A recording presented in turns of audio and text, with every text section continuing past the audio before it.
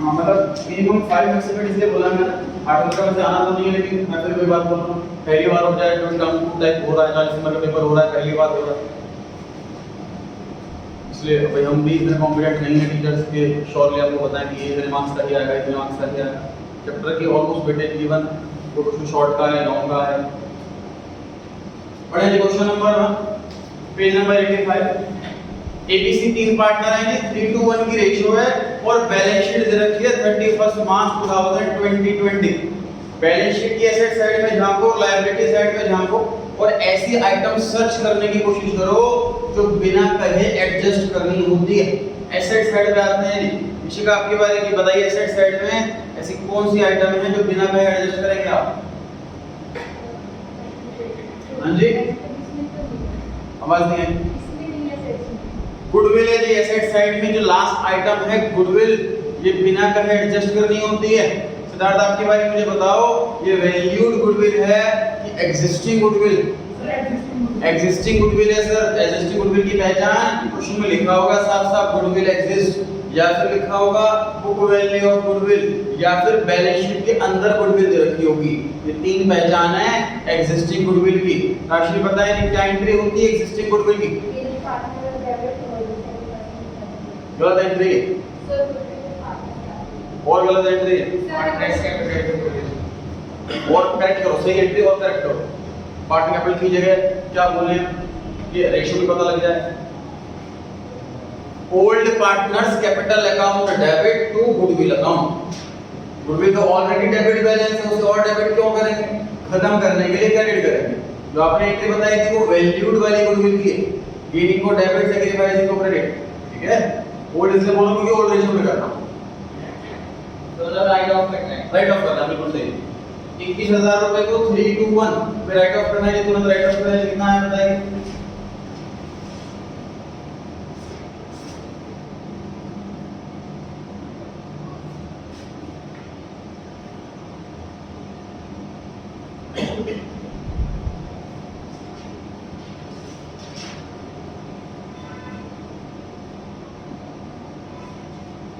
Three to one में बांटा है मैंने, 3/6, 2/6 और 1/6।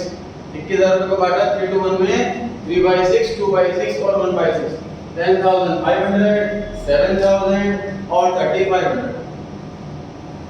लायबिलिटी साइड में आता है, सबसे पहले लिखते हैं ओपनिंग बैलेंस कैपिटल का। कैपिटल लायबिलिटी साइड दे रखी है, मतलब इसका क्रेडिट बैलेंस है। अगर एसेट साइड में दे रखी होती कैपिटल तो उसका डेबिट बैलेंस होता, डेबिट में लिखते हैं।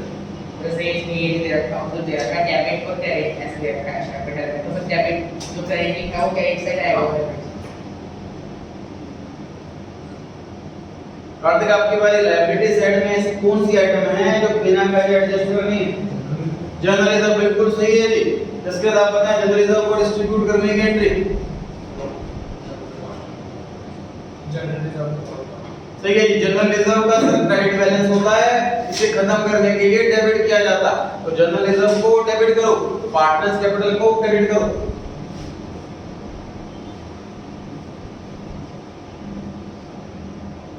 Bye general reserve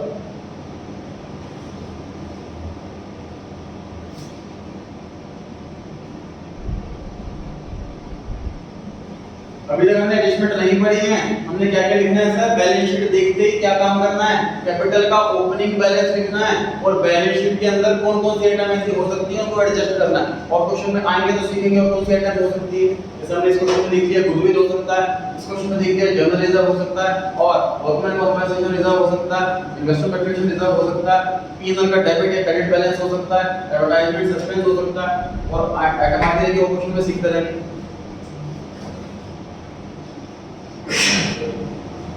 balance sheet के आगे बढ़ते हैं। बी रिटायर्स ऑन 1 अप्रैल 2020।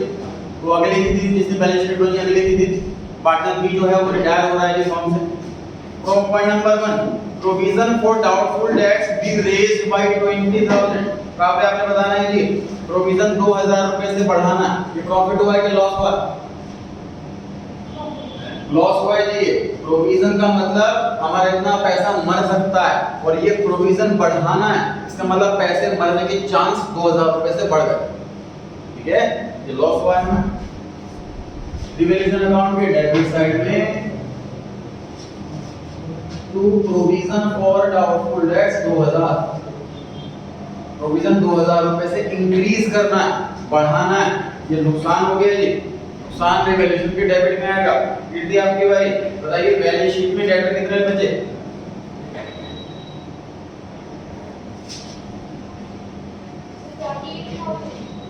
गलत है जी, आगे बढ़ो आप ट्राई करें। डेटर बैलेंस शीट में कितना?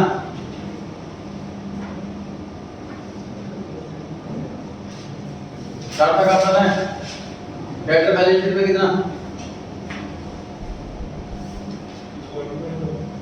हाँ, किसी का पता है डेटर बैलेंस शीट में कितने?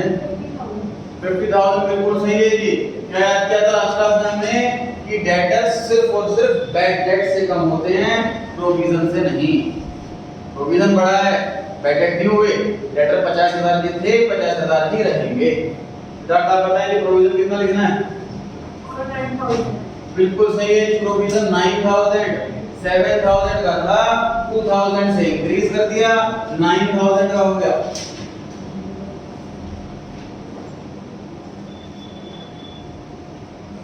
सेकंड पॉइंट पर आगे ये outstanding claim for damages 2200 be provided. राशि बताएं प्रॉफिट हुआ कि लॉस हुआ? लॉस हुआ है। ये लॉस रिवैल्यूएशन के डेबिट में आता है। To outstanding claim for damage. Exam में आपका एग्जाम में आए तो दोस्तों सेकंड लाइन तक कंटिन्यू कर सकते हैं अकाउंट के नाम को। एक लाइन में आपका नाम पूरा ना है वो आउटस्टैंडिंग क्लेम फॉर डैमेज, तो आप सेकंड लाइन तक कंटिन्यू कर सकते हैं। 2200 2200 रुपए जी आउटस्टैंडिंग क्लेम फॉर डैमेज। ये नुकसान हो गया। अकाउंट से और कहां लिखूं इसे? और कहां लिखें? लायबिलिटी साइड बिल्कुल सही है जी। आउटस्टैंडिंग क्लेम फॉर डैमेजेस, एक नई लायबिलिटी क्रिएट हो गई जी। एक नई लायबिलिटी क्रिएट हो गई, नुकसान हुआ इससे रिवैल्यूएशन के डेबिट में आया, और नई लायबिलिटी क्रिएट हो गई, बढ़ गई इसलिए लायबिलिटी साइड में आया। एडजस्टमेंट हमेशा दो जगह आती हैं, एक डेबिट और एक क्रेडिट। ब्रैकेट में रखी प्रोविजन में, यहां डेबिट में लिखा 2000, लायबिलिटी में से माइनस करा मतलब क्रेडिट करा 2000, ये डेबिट हो गया क्रेडिट हो गया। ये 2200 रुपए लिख दीजिए, डेबिट में लिखा और लायबिलिटी मतलब क्रेडिट साइड में, डेबिट हो गया क्रेडिट हो गया। तो एडजस्टमेंट वाली आइटम है उसका इंपैक्ट हमेशा डबल पड़ता है। कौन सी एडजस्टमेंट? कोई रिजोल्यूशन में इस चैप्टर की तो रिजोल्यूशन में तो ना हर कॉन्सेप्ट चेंज हो जाता है, क्योंकि वो पीरियोडिसिटी कॉन्सेप्ट वहां से कैंसिल हो गया, वो इनकंसर्न कैंसिल हो गया, इसीलिए उसमें भी एडजस्टमेंट में डबल इंपैक्ट किया तभी एडजस्टमेंट से। पॉइंट नंबर 3 पर आ गए जी। Creditor to be reduced by 12,000। बताइए प्रॉफिट हुआ कि लॉस हुआ? प्रॉफिट हो गई। क्रेडिटर कम हो जाए, भगवान कम ही होते रहे, क्रेडिटर को बढ़, क्रेडिटर लायबिलिटी होती है, जितना कम हो उतना अच्छी बात। कार्तिक कहां इंपैक्ट पड़ेगा इसका और कहां इंपैक्ट पड़ेगा? बैलेंस शीट में क्रेडिटर बढ़ा दें, हां जी कम कर देंगे सर 48,000। लेस दिखाएंगे तो 60 लेस नहीं ऐसा जरूरी नहीं। बैलेंस शीट और शीट ऑफ बैलेंस इसमें हम माइनस प्लस दिखाएंगे तो लेजर किस काम के होते हैं? ये काम जो होगा वो क्रेडिटर के लेजर में होगा। लेजर क्वेश्चन में मांगा नहीं, इसका दिखाने है, ठीक है? दिखाना चाहिए तो गलत हो जाएगा। गलत नहीं हुआ। नीचे लेस करके फिर क्या लिखेंगे? रिड्यूस 60 के क्रेडिटर थे, 12,000 से कम हो गए, 48 के रह गए जी। जो बचे हैं क्रेडिटर वही आएंगे बैलेंस शीट के अंदर। पॉइंट नंबर 4, एक पुराना कंप्यूटर जो हमने पहले राइट ऑफ कर दिया था, बुक से हटा दिया था, हमें लगता था इसकी बुक वैल्यू कुछ भी नहीं बची, वो बिक गया 4200 रुपीस में। इसके बाद आपकी बारी, कहां लिखते हैं, कैसे लिखते हैं, कहां इंपैक्ट जाएगा, ट्राई करें। प्रॉफिट हुआ कि लॉस? प्रॉफिट हुआ कि प्रॉफिट क्रेडिट साइड में आता है, प्रॉफिट क्रेडिट साइड में आता है, लेकिन लिखा भी होगा लिखे अंदर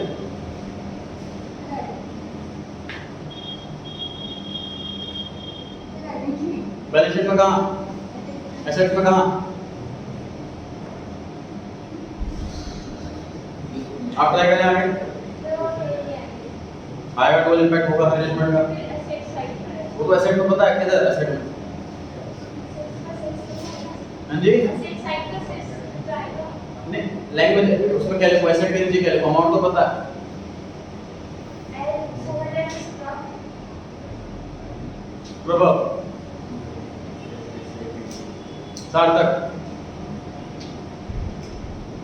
युशिका Valuation account liability to parties.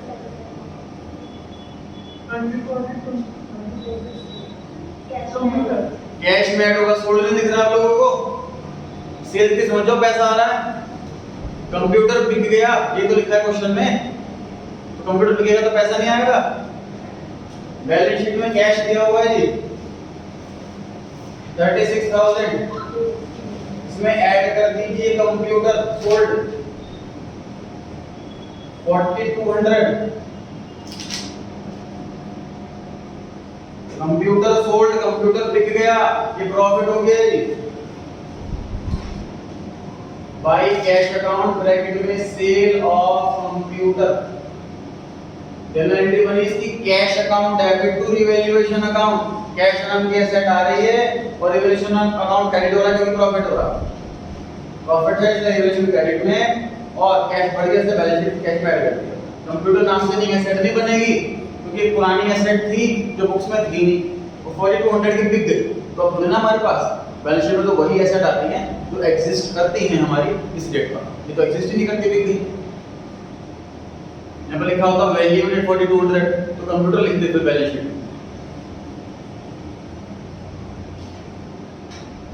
Point number 5 में लिखा है कि goodwill of the firm be valued at 45 ये रिवैल्यूड वाली गुडविल है इसकी एंट्री क्या होती है जी गेनिंग पार्टनर को डेबिट में बिठाओ सैक्रिफाइसिंग पार्टनर को क्रेडिट में बिठाओ इस पूरे क्वेश्चन में सैक्रिफाइसिंग रेशियो नहीं दे रखी गेनिंग रेशियो नहीं दे रखी न्यू रेशियो नहीं दे रखी तो बड़ा आसान क्वेश्चन हो जाता है जी 3:1 की रेशियो है और मिस्टर बी रिटायर हो रहा है ये चला गया तो रेशियो कितनी बच गई 3:1 यही गेनिंग रेशियो है यही न्यू रेशियो है तो पार्टनर डाटा को काट दो बस बचा हुआ जो बैलेंस है वही गेनिंग रेशियो है और वही न्यू रेशियो ध्यान रहेगा तो इसका लॉजिक क्या है इसका लॉजिक ये है सर प्रिजम्पशन देखो क्या रहती है मान लीजिए हम 4 पार्टनर हैं मेरा शेयर ज्यादा रखा हुआ है आप तीनों का कम रखा हुआ है एक पार्टनर चला गया तो अपना हमारा इक्वल हो जाएगा तो हमारे बीच में एक्सिस्टिंग रिलेशन था वो वही रहेगा पहले इसका 3 गुना प्रॉफिट ये लेता था पहले ये रूट था अभी पार्टनर चला गया तो भी रूट वही रहना चाहिए इसका 3 गुना ही लेगा शेयर तो बढ़ गया तो सी तो दोनों में बढ़ेगा इसका बड़ा इसका बड़ा है दोनों में तो बड़ा है इसका 1/6 है इसका 1/4 हो गया इसका भी शेयर बढ़ गया इसका 3/6 है 3/4 का शेयर बढ़ गया फिर दोनों में बढ़ेगा इसमें कोई डाउट ही नहीं है लेकिन इनका आपस का जो रिलेशन है जो एग्रीमेंट है वो इक्वल रहना चाहिए सेम रहना चाहिए तो पहले तो एग्जिस्टिंग रहना चाहिए चलिए किसकी बात चल रही आपके बारे में बताइए gaining partner debit sacrificing partner credit कौन डेबिट पे बैठे कौन क्रेडिट पे बैठे एंट्री बताओ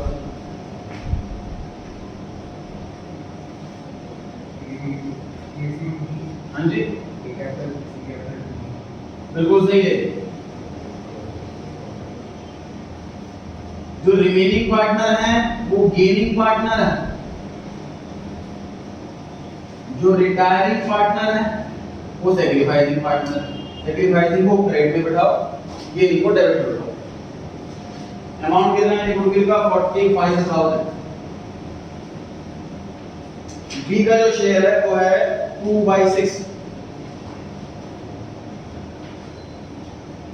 मतलब बी को मिलने वाले हैं 15,000 रुपीस वैल्यूड वाली गुडविल ये वाली एडजस्टमेंट हर एक क्वेश्चन में है ध्यान रखना रिवैल्यूएशन की जितनी भी एडजस्टमेंट है किसी क्वेश्चन में कोई और किसी क्वेश्चन में कोई और कितने प्रैक्टिस करेंगे तो इसमें बहुत प्रैक्टिस चाहिए लेकिन गुडविल वैल्यूड वाला जो पॉइंट है ये हर क्वेश्चन में सेम है इसकी बहुत ज्यादा प्रैक्टिस करके जाना और ये क्वेश्चन शॉर्ट क्वेश्चन में भी आता है नंबर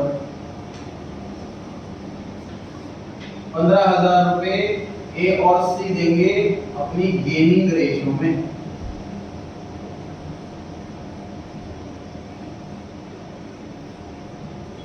3750 सी देगा और ए देगा 11250 वैल्यू गुडविल को बहुत बहुत अच्छे से देख लीजिए माइंड में फिट कर लीजिए जो पार्टनर रिटायर हो रहा है वो सैक्रिफाइसिंग पार्टनर है, उसे क्रेडिट में बिठाना। टोटल गुडविल इसके मल्टीप्लाई कर देना उसके शेयर से।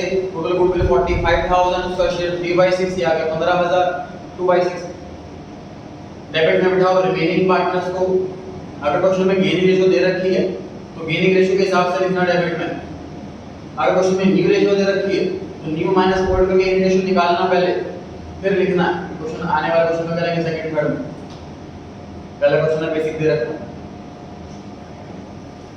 ए डेबिट हो रहा है 11,250 से, सी डेबिट हो रहा है 3,750 से, और डेबिट साइड के पर्टिकुलर्स में क्रेडिट साइड आती है। क्रेडिट साइड में लिखा है टू बीज कैपिटल लगा।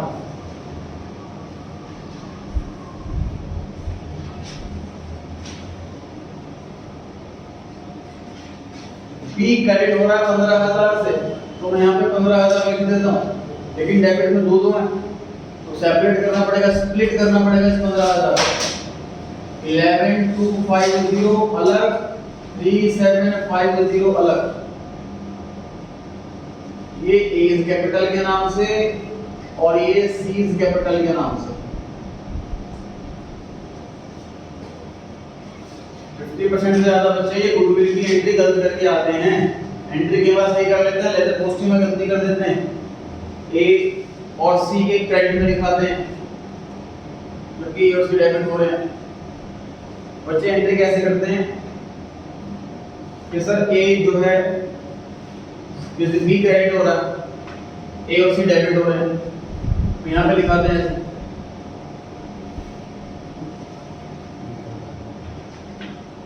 कि यहाँ पर तो मैं लिख रहा हूँ बी इज कैपिटल और बी इज कैपिटल क्रेडिट हो रहा है, तो मैं क्रेडिट लिख दूंगा। ऐसे स्टूडेंट कराते हैं एग्जाम में।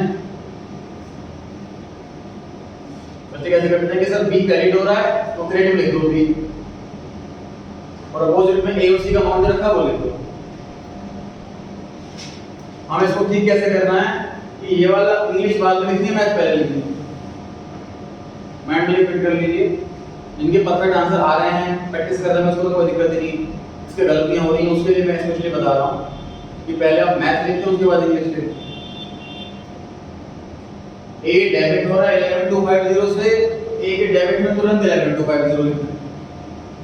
सी डेबिट हो रहा है 3,750 से, तुरंत सी के डेबिट साइड में लिखते हैं 3,750। पहले अमाउंट लिखो, फिर डेबिट साइड के पर्टिकुलर्स में क्रेडिट साइड आती है, क्रेडिट साइड में लिखा हुआ है बी, तो यहाँ लिखो टू बीस कैपिटल।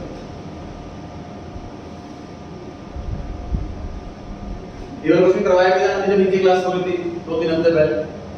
शॉर्ट क्वेश्चन करवाया था मैंने, फिर आपको कहा था कि करके दिखाओ, फिर छुट्टी हो गई। आधी क्लास हो गई थी 15 मिनट लेट में।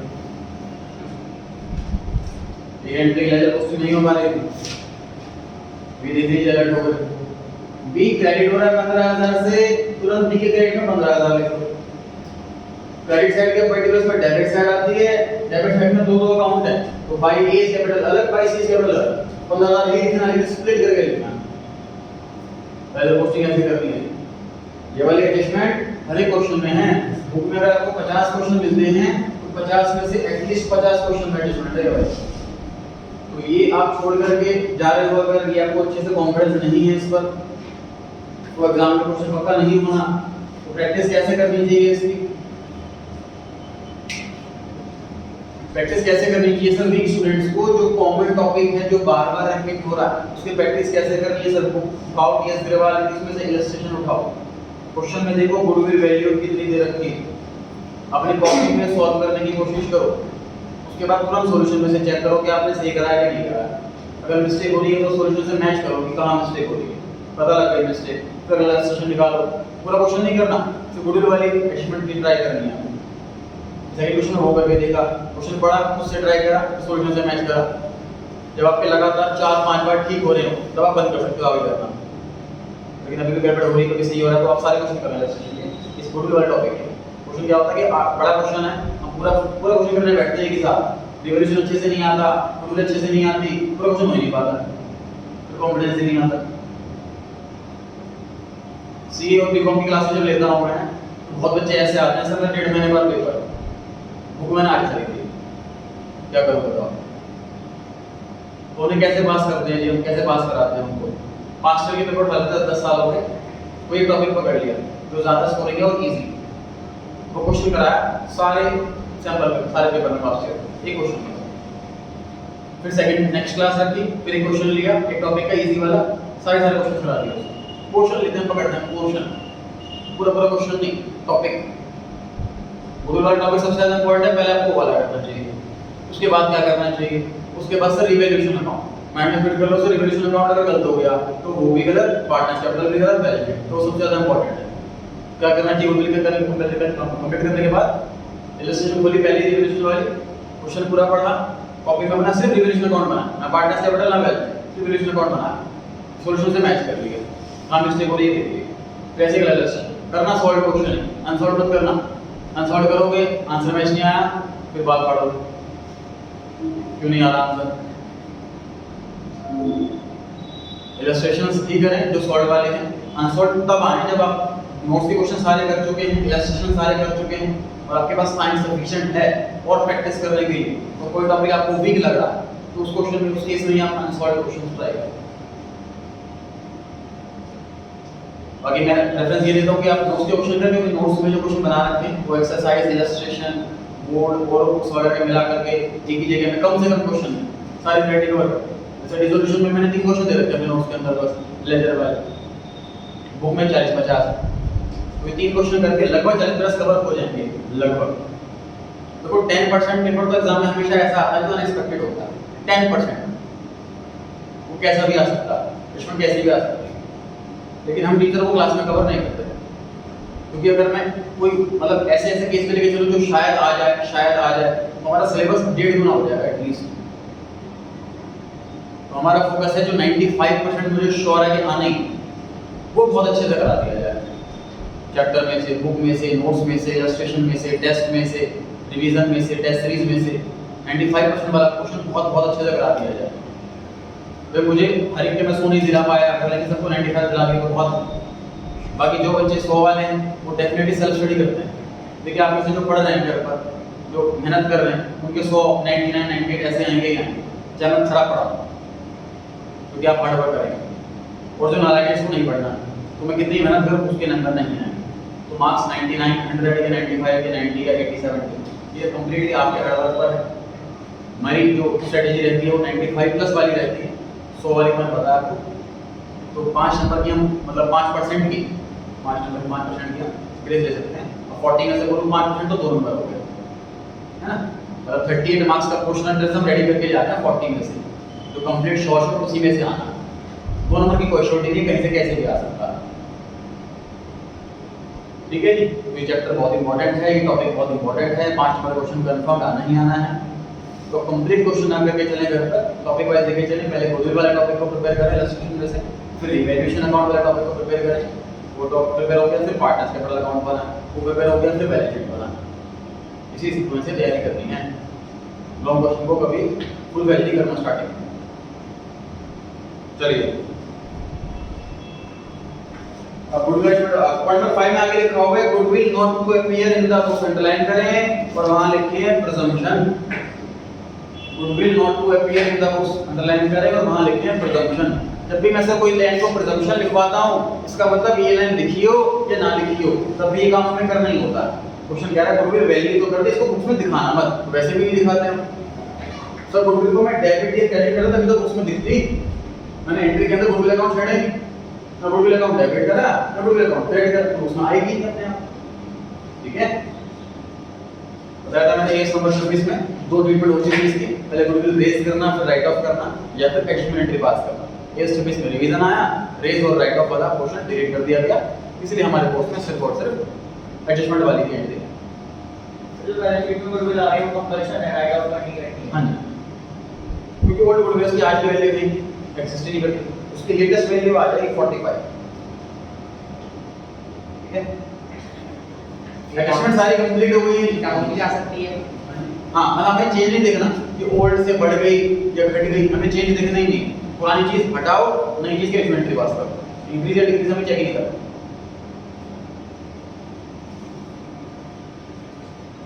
कौन कौन सी आइटम बैलेंस शीट की एसेट साइड में है जिसकी कोई एडजस्टमेंट नहीं थी उसे as it is balance sheet में लिख दो। पहली आइटम कैश हो चुका, अगली आइटम डेटर हो चुका, नेक्स्ट आइटम स्टॉक, दो आइटम हुई थी, तो बाकी सारे आइटम लिख दो। मतलब बाकी सारे आइटम में कोई चेंज नहीं है, स्टॉक की वैल्यू में कोई चेंज नहीं, फर्नीचर की वैल्यू में कोई चेंज नहीं, मशीनरी की वैल्यू में कोई चेंज नहीं, गुडविल लिखें, गुडविल की वैल्यू में कोई चेंज नहीं। राइट ऑफ राइट ऑफ कर चुके हैं, partners capital account debit side में। लायबिलिटी साइड पे आपने लिख क्रेडिटर्स हो गया, बिल्स पेबल की वैल्यू में कोई चेंज नहीं, जनरल रिजर्व बांट चुके हैं। अब बचा कैपिटल, कैपिटल किस किस के लिखूं? ए और सी की सभी रिटायर हो चुके हैं, अब उनकी कैपिटल नहीं बची, सभी रिटायर हो चुके हैं, अब उनकी कैपिटल नहीं बची।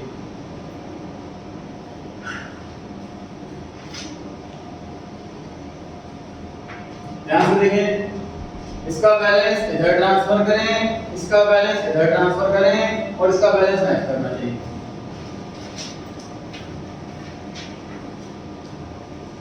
टोटल प्रॉफिट हुआ है 16,200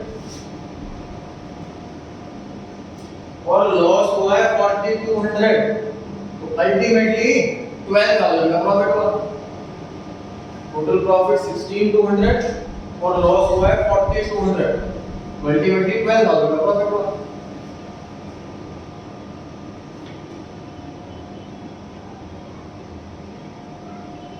टू प्रॉफिट ट्रांसफर टू, इसके बाद जो लिस्टेड आप बताएं नहीं, प्रॉफिट किस में बांटे, ए में या बी में या सी में?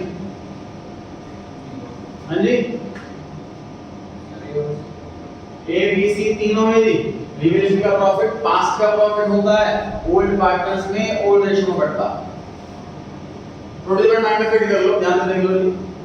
इकलौती ये एंट्री है जो गेनिंग और सैक्रिफाइसिंग में होती है, उसके अलावा सारी चीजें, आई रिपीट, सारी चीजें ओल्ड रेशियो में बढ़ती हैं। सारी मतलब कि जनरल रिजर्व हो, सारी मतलब कि पुरानी गुडविल हो, सारी मतलब कि रिवेल्यूशन का प्रॉफिट हो, सारी की सारी आइटम ओल्ड रेशियो में ही बढ़नी है, क्योंकि जब एडजस्टमेंट की जाती है तो पास्ट के प्रॉफिट की जाती है। प्रॉफिट फ्यूचर का तो होता नहीं, पास्ट का होता है, और हमारे रेशियो तो पास्ट वाली है, ओल्ड रेशियो है। जब भी प्रॉफिट की एडजस्टमेंट करेंगे ओल्ड रेशियो में ही करेंगे, कोई भी आइटम हो, सारी की सारी एंट्री ओल्ड रेशियो में, सिर्फ गुडविल सैक्रिफाइसिंग है। रेशियो क्या है देखिए,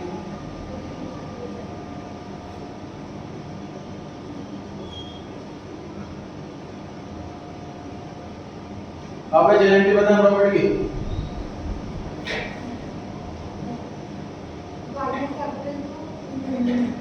रिवोल्यूशन क्रेडिट हो रहा है, आपको लग रहा है रिवोल्यूशन डेबिट हो रहा, उल्टी एंट्री बोलो, revaluation account debit to partners capital account. दूसरी बात, प्रॉफिट है, प्रॉफिट में कैपिटल बढ़ती है, कैपिटल बढ़ती है तो क्रेडिट करते हैं। डेबिट क्रेडिट ऐसे नहीं सिखाया गया था 11th में, हर टॉपिक में उसका रेलेवेंस है।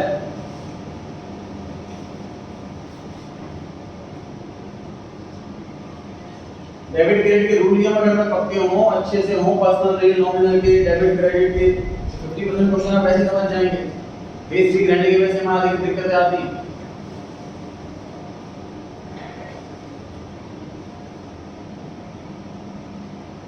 इलेवेंथ ट्वेल्थ में सब बेस स्ट्रॉन्ग करना क्यों जरूरी है? ट्वेल्थ के बाद कोई भी कोर्स करेंगे आप, नया चैप्टर होगा, नया कॉन्सेप्ट होगा, उसी लेवल का होगा। कई बच्चे 1 घंटे 2 घंटे पढ़ के अच्छे मार्क्स ले आते हैं, फिर 3-4 घंटे पढ़ते हैं, 5 घंटे पढ़ते हैं, फिर भी उनके इक्वल मार्क्स नहीं ला पाते। उसके पीछे वजह क्या होती है? वजह होती है बस बेस की। जो ग्रेजुएशन में मेहनत करना स्टार्ट करा, 11th क्लास में मेहनत नहीं करी, उसका बेस वीक रह गया, उसे कॉन्सेप्ट समझने में ज़्यादा टाइम लगेगा कि डेबिट क्यों हुआ, क्रेडिट क्यों हुआ, ये इधर क्यों आया, लेफ्ट में क्यों आया, साइड में क्यों आया, उसको टाइम ज़्यादा लगेगा। इसका बेस स्ट्रॉन्ग है, उसके तुरंत पढ़ते क्लिक करेगा माइंड और फटाफट कर लेगा। हमें बेस इसीलिए स्ट्रॉन्ग करना है, ये 11th ट्वेल्थ। तो वैसे भी 12th के मार्क्स के बेस पर एडमिशन होना नहीं, तो हमें मार्क्स के पीछे ज़्यादा भागना नहीं, हमें नॉलेज के पीछे भागना।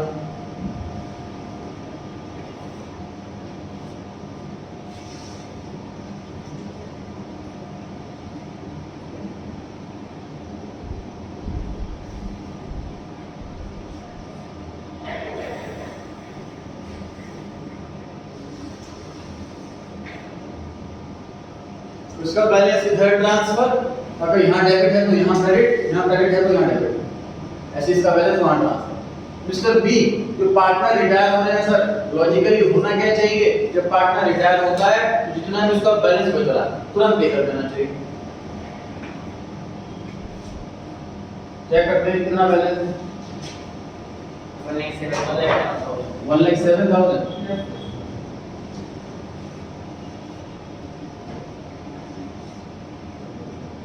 7,000 कम हो गए गुडविल के, पुराने गुडविल के, तो लॉजिकली हमें इसे 1 लाख रुपए पे कर देने चाहिए, करेक्ट। ये जो पार्टनर रिटायर हो रहा है कह रहा है मैं फर्म छोड़ करके जा रहा हूं, उसका हमने हिसाब करेंगे, हिसाब करके कितना पैसा बच रहा है, तो हम तो इसको फॉर्मली बना रहे हैं। अब इसको फॉर्मली कैसे बोला जाएगा, जब हम अकाउंटेंट बोलेंगे पार्टनर बी को कितना रिटायर हो रहे हो, आपके कैपिटल के 80,000 बन रहे थे, रिजर्व पड़ा था, आपका हिस्सा 8,000, गुडविल आज की डेट में 45,000 है, उसमें आपका हिस्सा 15,000, हमने सारी एसेट की रिवैल्यूएशन करी, प्रॉफिट निकल के आया उसमें 12,000, आपका हिस्सा 4,000, पुरानी गुडविल के आप बेनिफिट पहले ले चुके हो, उसको हटाया 7,000 का सर आपके अकाउंट से काट लिया, तो आपका बैलेंस 1 लाख रुपए बचता है।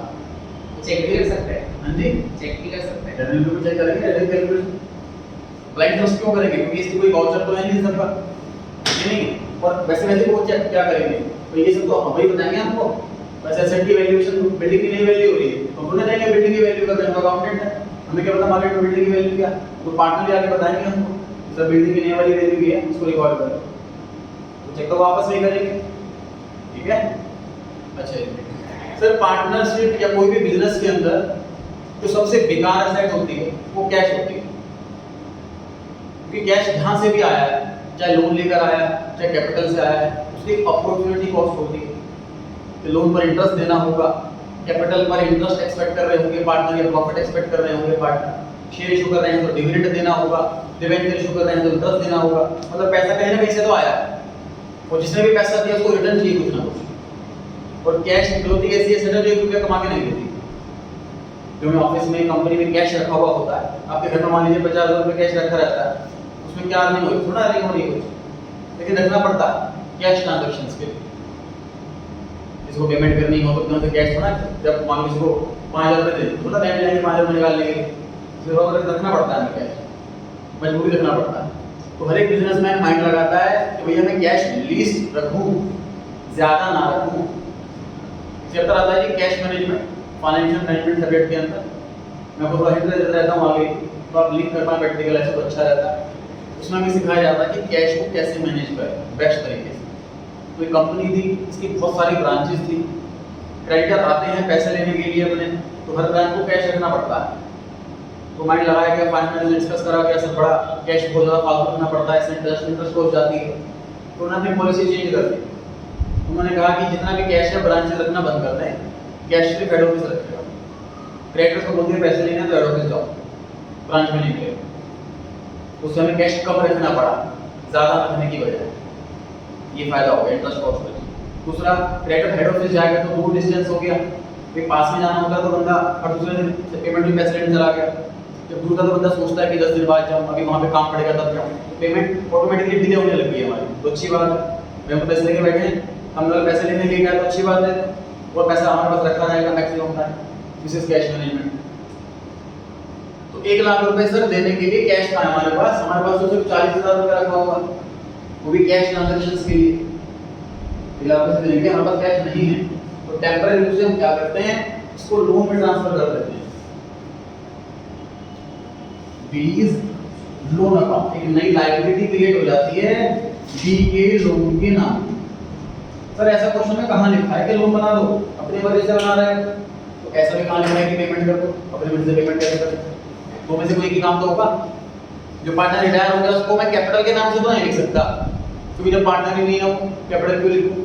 या तो पेमेंट करेंगे या पेमेंट नहीं करेंगे, दो बातें हो सकती। पेमेंट करेंगे तो कैश आएगा, पेमेंट नहीं करेंगे तो लोन आएगा। मैंने बताया इन जनरल लोन ट्रांसफर किया जाता है, कैश नहीं। फर्म के पास इतना कैश नहीं होता, बेसिकली तो होता है प्रैक्टिकली, इसको लोन में ट्रांसफर कर दिया और उससे बोला जाता है कि निकल का भाई रहता तो है नहीं हमारे पास, हम मशीन बिल्डिंग बेच देंगे, मुझे पैसे दे देंगे, तो बिजनेस कहां से करेंगे, तो रिजोल्यूशन ही हो जाएगा। तो कहते हैं तो रिटायरमेंट तक होना हो जा, हिसाब कर लेते हैं तुम्हारे कितना पैसे बनते हैं और हम लोन के लिए अप्लाई कर लेते हैं बैंक में, कुछ सिक्योरिटी पर देते हैं। जैसे बैंक से लोन पास हो जाएगा तुम्हें पेमेंट कर देंगे, तुम्हारा कितना लोन चलेगा उनको। समझ आ रही है बात? इसलिए इन जनरल कुछ मेंशन ना किया हो तो लोन ट्रांसफर हो जाता लोन में। और ये भी विद इंटरेस्ट होता है। चैप्टर 2 में सिखाता हूं फंडामेंटल ऑफ पार्टनरशिप कि पार्टनर का लोन है, कुछ मेंशन नहीं, उसको इंटरेस्ट भी मिलेगा कितना परसेंट, 6% पर एनम।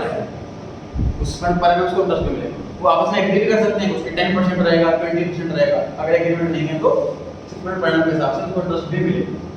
जैसे पेमेंट बैंक से आ जाएगी इसको चुका देंगे। इसको इंस्टॉलमेंट भी बना सकते हैं। आने वाले क्वेश्चन में सीखेंगे इंस्टॉलमेंट कैसे करते हैं।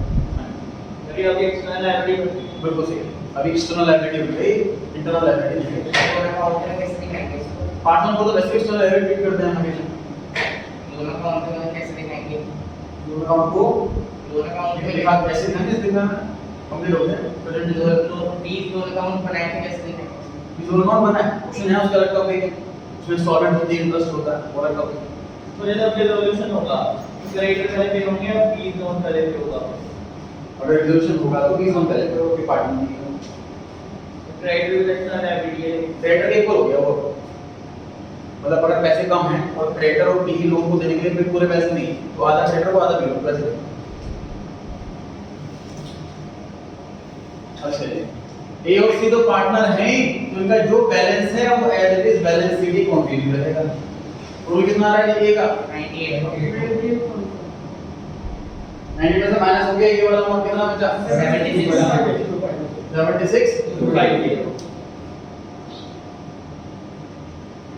कैपिटल आ रही है ए की, इसे आप इनर कॉलम में लिखें या आउटर कॉलम में लिखें आपकी इच्छा है। कैपिटल 2 की इनर कॉलम में लिख के टोटल बाहर लिख दो या आउटर कॉलम में लिख दो, ये आपकी इच्छा है कैसे करना।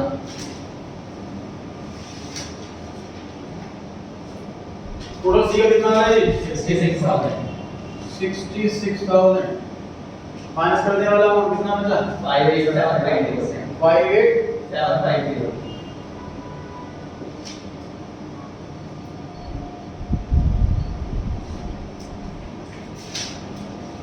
58,750।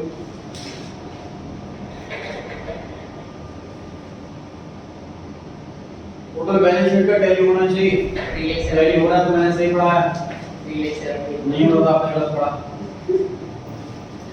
3,17,200 ये आ रहा है।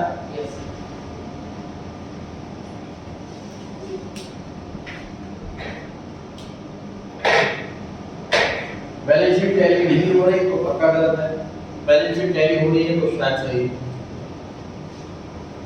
है, क्योंकि डबल साइड एरर भी हो सकता है। जैसे पॉइंट नंबर 1 में लिखा था प्रोविजन 2000 से बढ़ाना, तो बच्चे कैसे कराते हैं कि 2000 रुपए नया प्रोविजन, तो 2000 रुपए इसमें लिखाते हैं और प्रॉफिट हो गया 5000 इधर लिखाते हैं, बैलेंस शीट पे टैली कर जाएगी, फिर डबल इम्पैक्ट गया, डबल साइड एरर हो गए।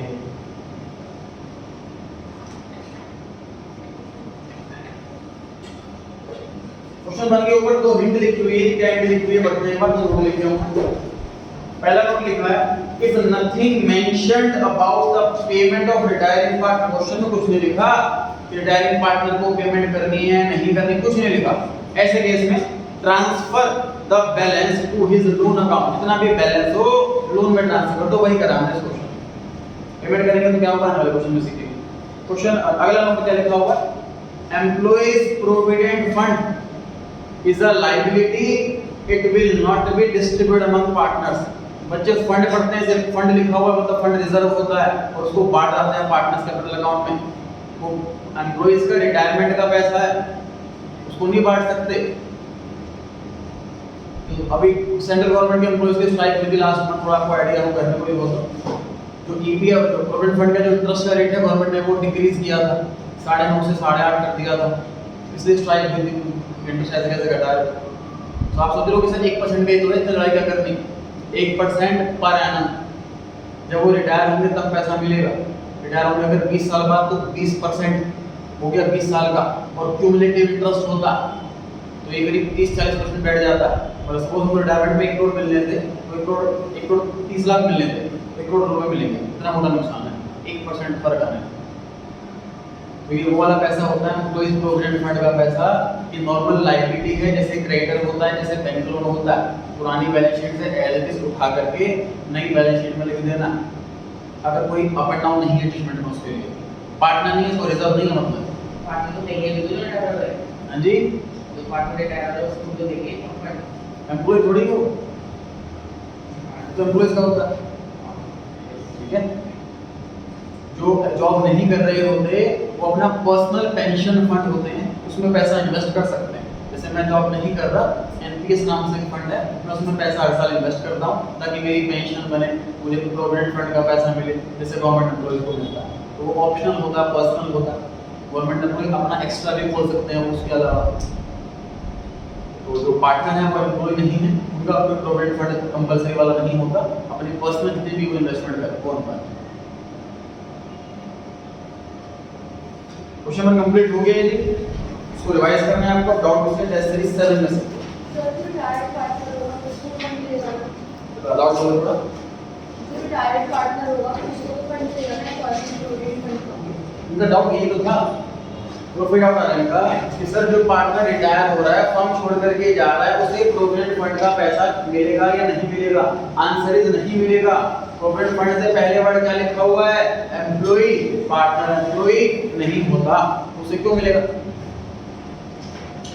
और नॉर्मली पार्टनर को बता देता हूँ, मान लीजिए मैं किसी कंपनी में जॉब कर रहा हूँ, मेरा प्रोविडेंट फंड का पैसा हर साल मेरे महीने सैलरी में से कट रहा है, प्रोविडेंट फंड में जमा हो रहा है, तो मैं यहाँ से जॉब छोड़ देता हूँ तो मेरा क्या होगा? प्रोविडेंट का पैसा, प्रोविडेंट का पैसा गवर्नमेंट के पास ही रहेगा। अकाउंट प्रोविडेंट फंड अकाउंट रहता है कोई नहीं, तो मैं नई यहाँ जॉब करने जा रहा हूँ, वहाँ मेंशन करूँगा कि मेरा प्रोविडेंट फंड अकाउंट नंबर ये है, तो नई कंपनी वाले नया बॉस उस वाले प्रोविडेंट फंड में जमा करता रहेगा पुराने वाले। प्रोविडेंट फंड नहीं बंद होता जॉब ट्रांसफर करने से, ठीक है। अगर जॉब मैंने जॉब करनी छोड़ी थी हमेशा के लिए, तो मैं वहाँ पे एप्लीकेशन दूंगा कि मैं आगे जॉब नहीं कर रहा, तो प्रोविडेंट फंड का पैसा मिल जाएगा। ऐसे समझ और पूछिए। सर क्वेश्चन नंबर 40 में से 40 का सेकंड पार्ट में है किसी के पास लिख लीजिए मेरे को। क्वेश्चन नंबर 40 टेस्ट सीरीज 7 में से इसका डाउट है सेकंड पॉइंट में लिखा हुआ एक अनरिकॉर्डेड क्रेडिटर है 20,000 रुपए वाला, वो ले गया एक अनरिकॉर्डेड कंप्यूटर 15,000 वाला, लेकिन उसने कहा है कि 80% वैल्यू मानूंगा इसकी। 15,000 का 80% 12,000 होता है, तो 20,000 वाला 12,000 की एसेट ले गया। Balance was paid to him in cash, balance पैसा दे दिया। तो सर हमें तो बड़ा टफ सा क्वेश्चन लग रहा है, दिमाग सिंपल सा लगा, उसका डिसोल्यूशन चैप्टर बड़ा आसान सा है। पहले ढूंढो पार्टनर का नाम लिखा है कि नहीं लिखा, पार्टनर का नाम नहीं लिखा। अब इतना पता लगाओ कि पैसा आ रहा है कि जा रहा है। पैसा जा रहा है, पेड टू हिम, हमने पैसा दिया है, तो पैसा जाता है तो कैश अकाउंट क्रेडिट होता है। डेबिट साइड खाली है तो यहां पर लिखेंगे रियलाइजेशन। एंट्री तो कंप्लीट हो गई एटलीस्ट। उसके बाद अमाउंट पर आते हैं। अमाउंट में कैसे करें सर? 15,000 का कंप्यूटर, इसकी 80% वैल्यू लगाई है, मतलब 12,000 वैल्यू लगाई है।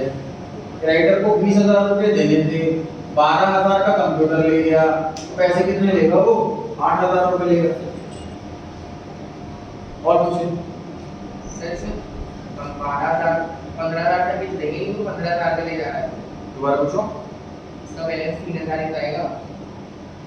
बैलेंस 3,000 आएगा कैसे? 15,000 तक तो देंगे, वो 15,000 के लिए जा रहा है। 80% क्या है? 50% 50,000 का 15,000 कंप्यूटर की वैल्यू है, वो 80% पे लेकर के गया।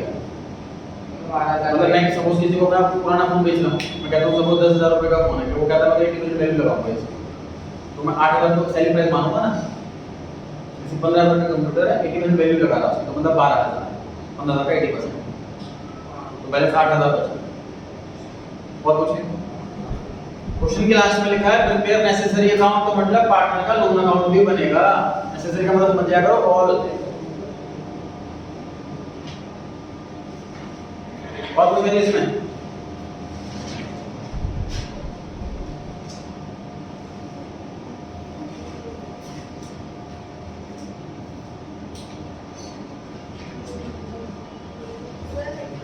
हाँ जी, क्लेम वाला point, claim for workman compensation was settled 45, reserve कितना है? 40,000। वर्कमैन कॉम्पेंसेशन रिजर्व दिया हुआ है 40 और क्लेम दिया हुआ है 45। Workman compensation reserve to cash. Question में बैंक में रखा तो बैंक कर लेते हैं।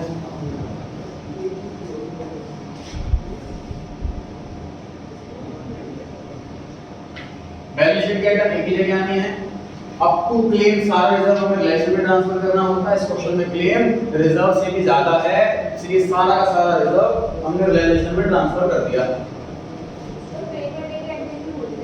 हाँ जी, सेटल का मतलब पेमेंट ही होता है। पेमेंट के टाइम में सेटलमेंट होती है।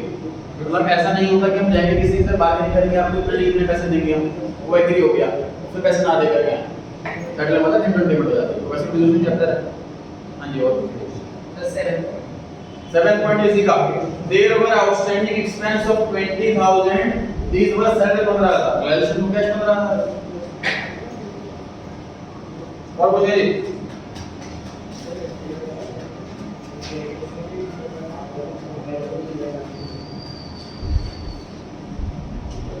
बताओ डाउट्स? चलिए, संडे को टेस्ट होगा, टेस्ट 7 का ध्यान रखें।